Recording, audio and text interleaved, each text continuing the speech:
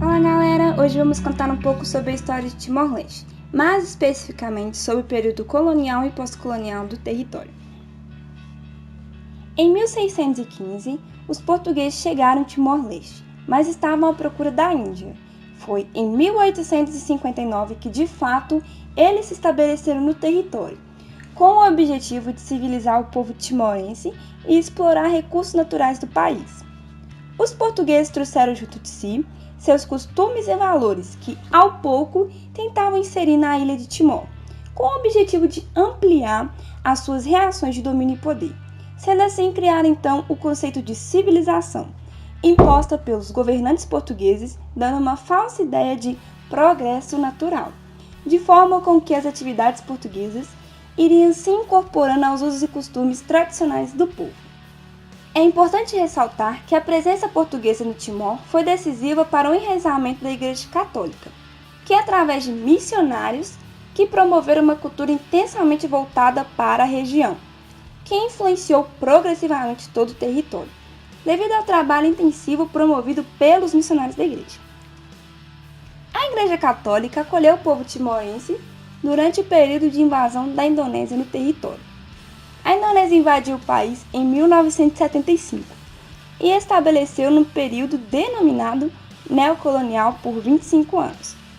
Cerca de um terço da população timorense foi eliminada pela repressão ou pela fome, em decorrência da ocupação indonésia. No início de 1979, havia 300 mil timorenses a menos em relação a 1974. Esses tiveram suas vidas ceifadas pela intervenção militar. Esses números foram contestados pelas autoridades indonésias, que, apesar de reconhecer o quão lamentável foi o episódio, calculam em 30 mil o número de vítimas fatais, provocadas direta ou indiretamente pela ocupação. Outro fator para alto índice de mortes é a Guerra Civil em 1975. Essa que, por sua vez, teve duas fases. Em 1999, onde os violentos confrontos levaram à intervenção da ONU e à realização de um referendo, com a aprovação de aproximadamente 78% favorável à independência, mas a Guerra Civil de 1975 levou a Indonésia a destruir todas as estruturas em termos de educação existentes em Dili. Dados populacionais realizados pela Igreja Católica Timorense, que tinha muito mais interesse, cuidado e atenção do que a administração portuguesa, mostrou que Timor-Leste contava, antes da invasão, com cerca de 680 mil habitantes.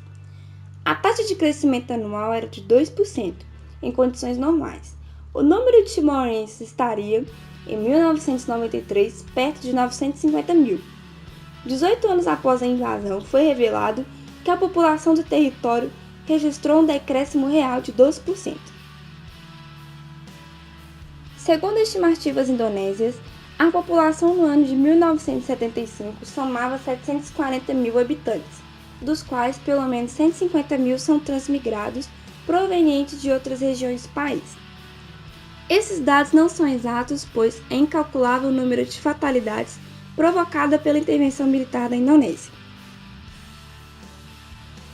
Aos poucos, a igreja começou a se aproximar das massas populares em Timor-Leste, sem tentar modificar radicalmente as estruturas e identidades religiosas e sociais. Com o desinteresse e abandono ao governo português na ilha de Timor, a igreja de uma posição clérigo passou a desempenhar um papel político, a única autoridade portuguesa nas áreas rurais, onde os padres ajudaram muitas vezes a aliviar as tensões no território. Há quem diga que Timor foi obra dos religiosos, pois foram eles que construíram o primeiro governo. Desta maneira, aos poucos, o catolicismo ia se integrando na vida das pessoas e na educação dos timorenses. A pouca instituição educacional existente em Timor-Leste era administrada pela igreja e era o principal instrumento para a transmissão da cultura portuguesa.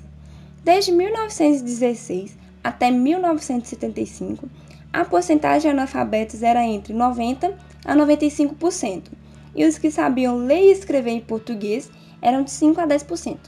Mas graças ao incentivo da igreja, em 1970, cerca de 28% das crianças já frequentavam as escolas.